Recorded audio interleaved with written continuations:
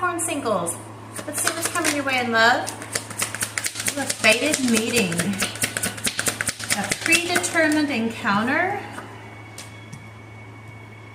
that you hook up with.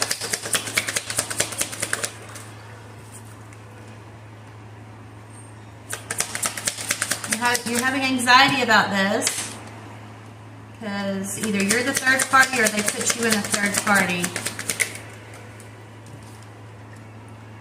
They were hiding they were hiding who they were, or that they were in a relationship. Telling you that you're the one for them, or that they are actually married. How many more for Capricorn? Yeah, but the truth is coming out.